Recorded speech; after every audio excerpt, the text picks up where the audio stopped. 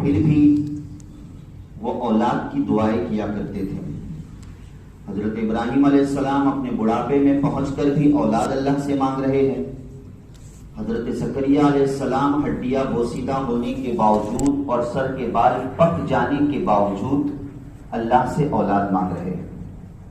اس لیے کہ پوچھو ان لوگوں سے جنہیں شادی کے کئی عرصے بعد تک اولاد نصیب نہیں ہوئی ہے، وہ کتنے ان کے دل کی تمنائیں ہوگی اور کیسی ان کی تڑپ ہوگی.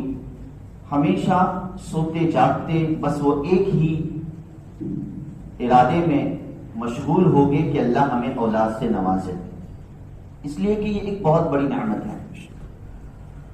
اور اولاد یہ اللہ کی طرف سے رحمت ہے، بشرط یہ کہ وہ اولاد رحمت والی ہو. وگرنہ اگر وہ اولاد رحمت والی نہ ہو، یعنی رحمت کے گن ان میں نہ ہو، رحمت کے اوصاف ان میں نہ ہو، تو ظاہر ہے کہ یہی اولاد زحمت بن جاتی ہے. یہی اولاد کیا بن جاتی ہے؟ زحمت بن جاتی ہے. بیٹا اور بیٹی یہ دو صنف ہے، دو اوصاف ہے اللہ تعالیٰ عطا کرتے ہیں. جسے بیٹا عطا کرتے ہیں، جسے چاہے بیٹی عطا کرتے ہیں، جسے چاہے دونوں عطا کرتے ہیں. یہ اللہ کی طرف سے ہے.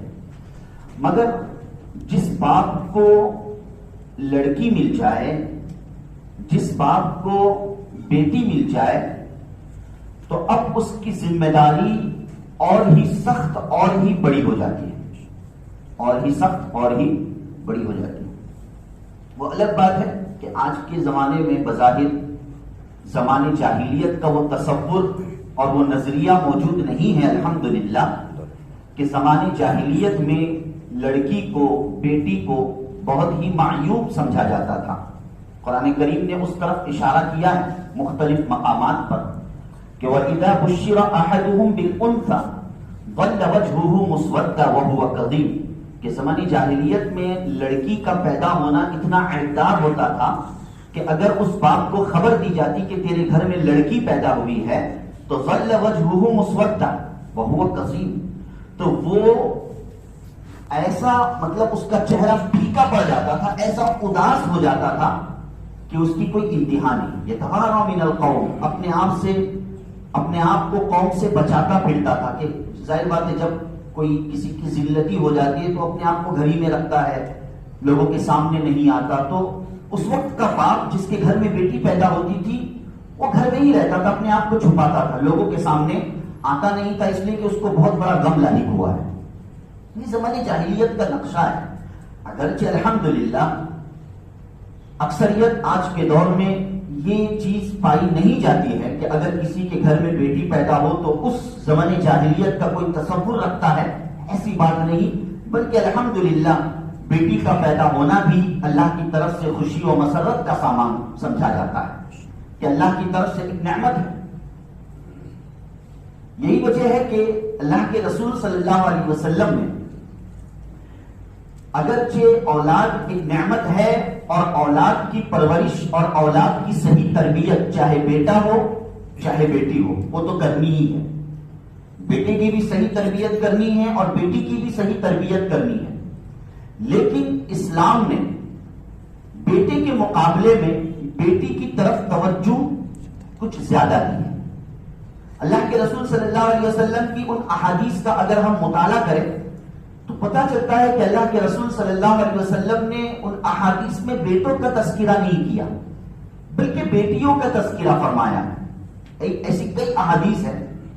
مثال کے طور پر ایک روایت مسلم شریف کی روایت، نبی کریم صلی اللہ علیہ وسلم کا فرمان مبارک کہ جس کے گھر میں دو بیٹی پیدا ہو، جس کے گھر میں دو بیٹی پیدا ہو، ان دو بیٹیوں کی وہ صحیح پرورش کرے اور جیسا حق ہے ویسا حق ان بیٹیوں کو دے تو اتنی بڑی فضیلت کا باعث ہے. اللہ کے رسول صلی اللہ علیہ وسلم نے فرمایا کہ جنت میں اور وہ اس طرح رہیں گے.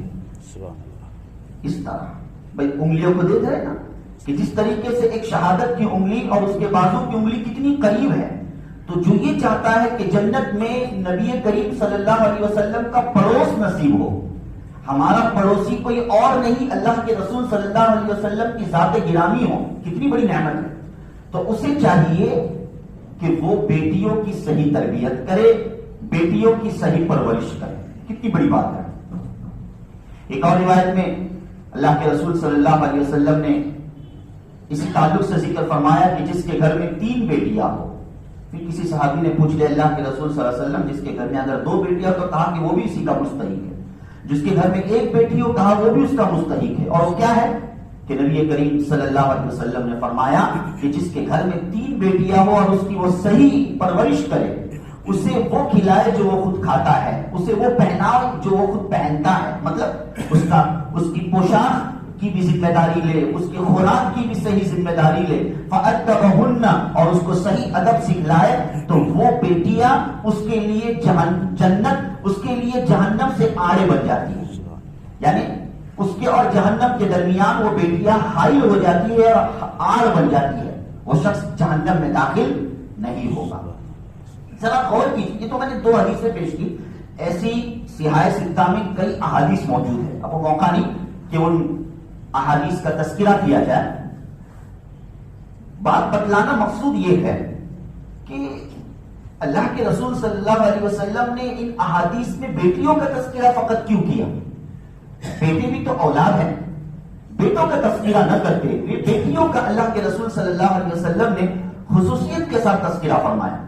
ایک وجہ تو یہی ہے کہ چونکہ اس زمانے میں بیٹیوں کو معیوب سمجھا جاتا تھا، بیٹیوں کو زندہ درگور کیا جاتا تھا، اور یہ کہ ایسے کئی واقعات ہیں اللہ کے رسول صلی اللہ علیہ وسلم کے زمانے سے پہلے، آپ کی بعثت سے پہلے، کہ بیٹیوں کو زندہ درگور کیا جاتا تھا. بچی پیدا ہو گئی، باپ اٹھاتا تھا اور قبر میں زندہ دفن کر دیتا تھا، اتنا عیبدار سمجھا جاتا تھا. تو اس موقع پر بیٹی کی طرف رغبت دلانے کی خاطر اور بیٹی کی طرف توجہ دلانے کی خاطر اللہ کے رسول صلی اللہ علیہ وسلم نے بیٹیوں کی یہ فضائل بتلائے کہ بھئی کس انداز سے کوئی تربیت کرے گا، پرورش کرے گا تو وہ جہنم سے بچتے ہوئے جنت کا صحیح مستحق بن جائے گا. تو دوسری طرف اللہ کے رسول صلی اللہ علیہ وسلم نے بیٹیوں کا تذکرہ ان احادیث میں اس وجہ سے بھی کیا ہے، ان احادیث میں اس وجہ سے بھی کیا ہے کہ بیٹا یہ عام حالات میں آگے چل کر کسی پر ڈیپینڈ نہیں ہوتا ہے، کسی پر معلق نہیں ہوتا ہے. وہ اپنے پیروں پر ایک حد تک اور ایک ممکنہ حد تک کھڑا ہو سکتا ہے، مگر عورت کے مزاج کو اور عورت کی طبیعت کو اور عورت کی فطرت کو اللہ نے اس انداز سے بنایا ہے کہ جب تک وہ نابالغہ ہے، بچپنا ہے، تب تک وہ اپنے باپ پر منحصر ہے. جب شادی بیاہ ہو جائے تو وہ اپنے شوہر پر منحصر ہوتی ہے. اللہ تعالیٰ نے لڑکی کو ہمیشہ اور عورت کو ہمیشہ کوئی نہ کوئی دنیاوی اسباب کے اعتبار سے اللہ نے سہارا دیا ہے. اللہ نے کیا دیا ہے؟ سہارا دیا ہے. اس معنی کر بیٹی کے مقابلے، لڑکے کے مقابلے میں لڑکی، بیٹے کے مقابلے میں بیٹی، یہ ایک عورت ہونے کی حیثیت سے نہ جانے آگے کسی ماحول کے لیے وہ خیر کا بھی سبب بن سکتی ہے اور کسی ماحول کے لیے وہ فتنے کا بھی سبب بن سکتی ہے. اس لیے اللہ کے رسول صلی اللہ علیہ وسلم نے اولاد میں لڑکیوں کی تربیت پر اور لڑکیوں کی پرورش پر اللہ کے رسول صلی اللہ علیہ وسلم نے خصوصی توجہ دلائی ہے، خصوصی توجہ دلائی. اللہ نے قرآن کریم میں عمومیت کے ساتھ ذکر فرمایا کہ یا ایھا الذین آمنوا قوا انفسکم واہلیکم نارا. مشہور آیت ہے قرآن کریم کی کہ اے ایمان والو اپنے آپ کو اور اپنے گھر والوں کو جہنم کی آگ سے بچاؤ. جہنم کی آگ سے کیا کرو؟ بچاؤ.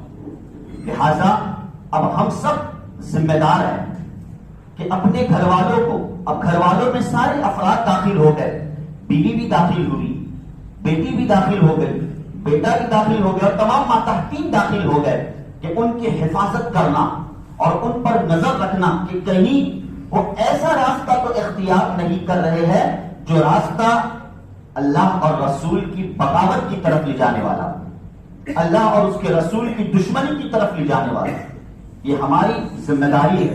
اسی لیے اللہ کے رسول صلی اللہ علیہ وسلم نے فرمایا کہ کلکم مسئول، تم میں سے ہر ایک ذمہ دار ہے. تم میں سے کیا ہے؟ ہر ایک ذمہ دار ہے. اور ہر ذمہ دار سے مسئول عن رعیتہ، اپنی رعایا اور اپنے ماتحتوں کے متعلق سوال کیا جائے گا. اپنے ماتحتوں کے متعلق کیا کیا جائے گا؟ سوال کیا جائے گا. اس باپ سے بھی سوال کیا جائے گا.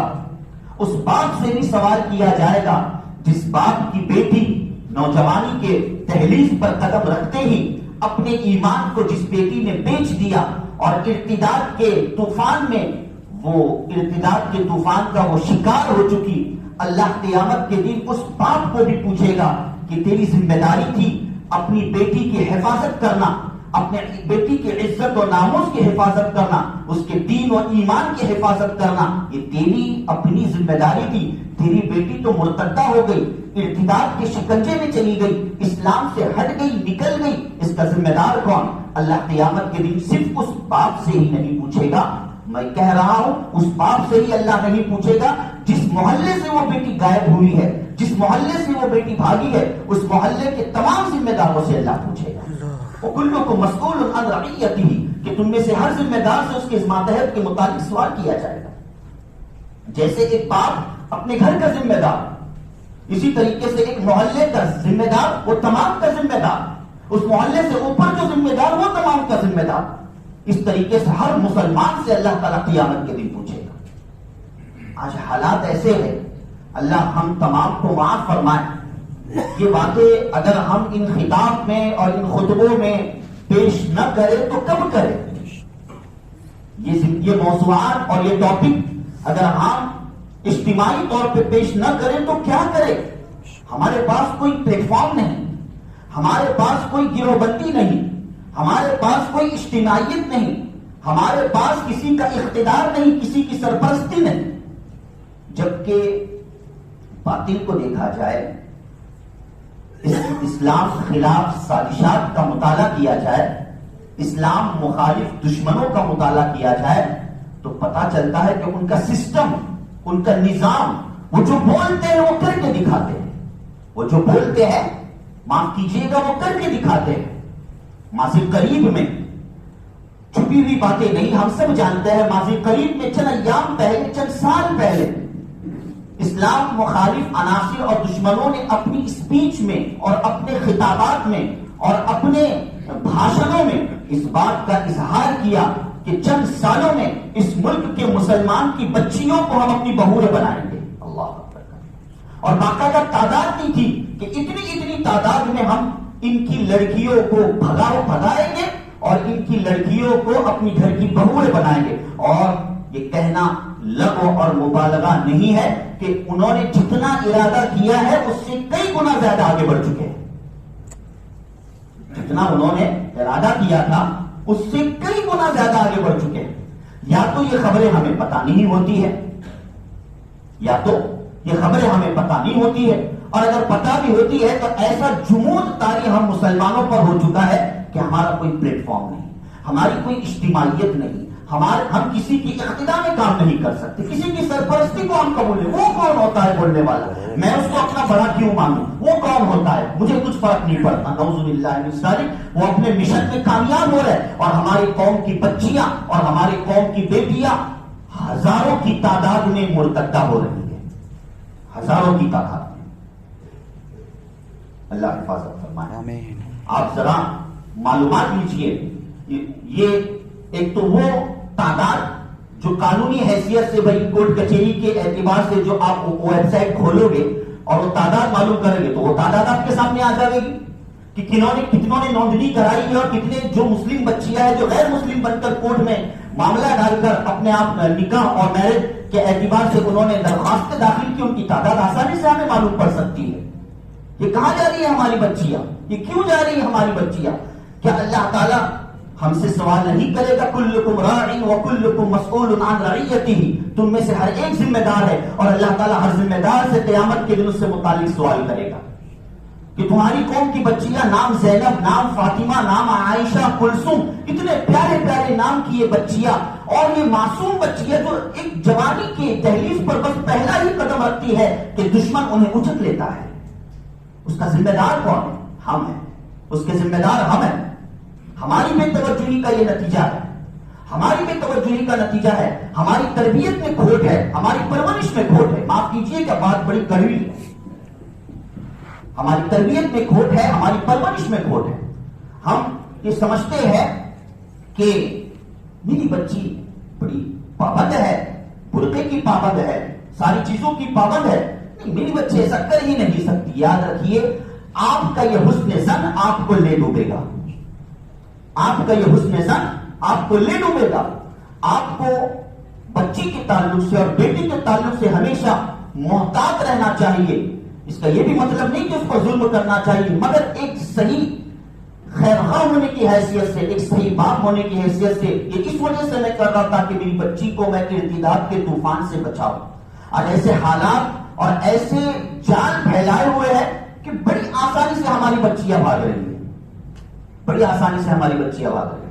آئے دن اخباروں میں نہیں اور دیگر چیزوں پر بندہ خود اس میں داخل ہے اور یہ ساری خبریں الحمدللہ ملتے رہتی ہے، تو بڑی تیزی کے ساتھ یہ حالات ایسے آ رہے ہیں کہ بھئی فلانی جگہ سے بچی بھاگ گئی، غیر مسلم کے ساتھ بھاگ چکی، فلانی جگہ سے غیر مسلم کے ساتھ بھاگ۔ کیا ہے؟ اللہ ہم سب کے حفاظت فرمائے۔ ہمیں عمل پر آنا ہے، پریکٹیکلی طور پہ کچھ ان وجوہات کو سوچنا ہے جن وجوہات کی بنا پر ہماری بچیاں ارتداد کی شکار ہو رہی ہیں۔ سب سے پہلی چیز، کہ کوئی بیان مقصود نہیں ہے، عملی اعتبار سے ان اسباب کو ہمیں سوچنا ہے۔ سب سے پہلی چیز کہ ہم اپنے گھر میں دینی ماحول پیدا کرنے کی فکر اور کوشش کریں، گھر میں دینی ماحول پیدا کرنے کی فکر اور کوشش کریں۔ ان بچیوں کے سامنے سیرت فاطمی، سیرت خدیجہ، سیرت عائشہ رضوان اللہ علیہ مجمعین، ازواج مطہرات کی سیرت پڑھیں، ان کی تعلیم کریں کہ حضرت فاطمہ نے کیسی زندگی گزاری، حضرت عائشہ، حضرت خدیجہ رضوان اللہ علیہ مجمعین نے کیسی زندگی گزاری، بار بار ان کا تذکرہ کریں۔ گھر میں ایک دینی مزاج قائم کرنے کی کوشش کریں، گھر میں ایک دینی ماحول پیدا کرنے کی کوشش کریں۔ یہ تو بنیاد ہے، ظاہر بات ہے کہ یہ تو ایک باؤنڈری ہے کہ شیطان کو اندر آنے سے ہم انشاءاللہ روک سکتے ہیں اس تقوی اور اس دینی مزاج اور دینی ماحول کے ذریعے سے۔ دوسرا عمل ہمارا یہ ہونا چاہیے کہ ہم اپنی بچیوں کی رہن سہن اور ان کی پوشاک پر نظر کریں۔ بچی ہے، کیا فرق پڑتا ہے، باپ ہوتا ہے بیچارہ، سب سے زیادہ مرغوب بچی کے معاملے میں باپ ہوتا ہے ماں کے مقابلے میں، ہے نا؟ اللہ نے اگر بیٹی اور بیٹا دیا ہو تو باپ کا رجحان فطری طور پہ بیٹی کی طرف ہوتا ہے کہ نہیں میری بیٹی ہے، اس کو بیٹے کے مقابلے میں کچھ زیادہ دینے کی کوشش کرے گا، کچھ زیادہ لٹانے کی کوشش کرے گا۔ ان بچی کی پوشاک پر نظر کرے، بھی بچی مردانہ لباس پہن رہی ہے، ایسا لباس سے تنگ کر رہی ہے جو اللہ حفاظت کرے، جو غیر اسلامی ہے، جو غیر شرعی ہے۔ اور یہ کہتے ہیں کہ لباس سے کیا ہوتا ہے، لباس سے کیا ہوتا ہے، اصل دل کا بننا ہے۔ نہیں، مفتی محمد تقی عثمانی مدظل العالی جو ایک بہت بڑے محقق ہیں، ان کی ایک کتاب ہے لباس کے شرعی اصول، اس کتاب کے اندر انہوں نے یہ بات لکھی ہے کہ لباس کا انسان کے آداب اور کردار پر بہت بڑا اثر پڑتا ہے۔ انسان جس قسم کا لباس پہنتا ہے تو وہ لباس چونکہ سب سے قریب رہنے والا اس کا ساتھی ہوتا ہے تو ساتھی کا ساتھی پر اثر پڑتا ہے، تو جس مذہب کا اور جس قسم کا وہ لباس پہنتا ہے اس کے کردار اور اس کے عادات خود بخود اس پر اثر انداز ہو جاتے ہیں۔ اگر ہم اپنی بچیوں کو ایسے جاہلانہ لباس پہنائیں اور ایسے لباس پہن کر بھی گویا کہ وہ برہنہ ہو، یا ایسے مردانہ لباس پہنائے اور یہ کہے کہ بچی ہی ہے، انہیں فریڈم ماحول دے، آزادانہ ماحول دے، تو یقیناً اس کا اثر ظاہر ہوگا، یقیناً اس کا اثر ظاہر ہوگا۔ ان کے لباس پر ہماری نظر ہونی چاہیے۔ گھر سے باہر نکلتے وقت مکمل ایک اسلامی لباس اور برقعے کی پابندی کے ساتھ گھر سے باہر نکلنے والی ہوں۔ بچیاں اگر تعلیم کے میدان میں ہیں تو ان پر نظر کرنی ہے کہ غیر مخلوط یعنی مخلوطانہ تعلیمی نظام سے اپنی بچیوں کو بچائے، مگر یہ بہت مشکل ہے۔ مخلوطانہ تعلیمی نظام سے اپنے بچیوں کو بچانے کی کوشش کریں۔ افسوس یہ ہوتا ہے کہ چونکہ اسکولوں میں بندے کا جانا ہوتے رہتا ہے تو بعض اسکولوں میں جو اسلامی اسکول ہیں ماشاءاللہ، اور انہوں نے اس طریق پر کوشش بھی کر لی ہے اور اپنے اصول اور آداب بھی بنا لیے ہیں کہ بھئی لڑکیوں کو الگ رکھا جائے، لڑکوں کو الگ رکھا جائے. مخلوط تعلیمی نظام سسٹم کو انہوں نے کچھ بریک کیا ہے اور ایک اچھا نظام قائم کرنے کی کوشش کی. کچھ برقعے کی پابندی، اسلامی اصول کی پابندی. مگر افسوس کہ ہمارے پیرنٹس، ہم خود بچیوں کے پیرنٹس لوگوں نے شکایتیں کی کہ یہ سب چیزیں کیا ہے. چونکہ یہاں پر ایک سختی مزاج ہے، اس لیے بچیوں کو نکال کر ایسے کالجز اور ایسے یونیورسٹی اور اسکولوں میں ڈال دیا گیا جہاں پر فریڈم ماحول. یہ ہمارا مزاج ہے، اللہ معاف کرے. تو مخلوطانہ تعلیمی نظام سے اپنی بچیوں کو بچانے کی کوشش کریں. اور اگر بالفرض ہماری بچیاں مخلوطانہ تعلیمی نظام سے منسلک ہے، ایک بات سمجھ میں آتی ہے، جہاں پر مخلوط لڑکے لڑکیاں ایک ساتھ مل کر تعلیم حاصل کر رہے جن اسکول اور کالجز میں، اگر مجبوری میں جا بھی رہی ہے تو ہم پیرنٹس اور سرپرستوں کی اس پر میں تو کہتا ہوں 100 سے زائد، 100% سے زائد اگر کوئی فیصد ہو اتنی نظر ہونی چاہیے. بڑا عجیب معاملہ ہے اس موقع پر. اس کالج میں جاتے وقت بچی کو خود لے کر جائیں. بچیوں کو گاڑیاں دے دیا ہے ہم نے، بچی آزادانہ طور پہ گاڑی مار رہی ہے، جا رہی ہے. بیٹی اسکوٹر سیکھی ہے، بائک سیکھی، کیا فرق پڑتا، جاتی آتی. اللہ خیر کے فیصلے کرے، اللہ خیر کے فیصلے کرے. اگر آپ گھر میں ہیں، آپ ذمہ دار ہے، بھائی ہے، باپ ہے، یا کم سے کم ماں ہے، ساتھ میں جائے، بچی کو اسکول میں چھوڑے اور آتے وقت اسکول سے لے کر آئے. کسی سے ملنے ملانے کا موقع اسے نصیب ہی نہ کرے. میں ان سازشات کی روشنی میں بات کر رہا ہوں.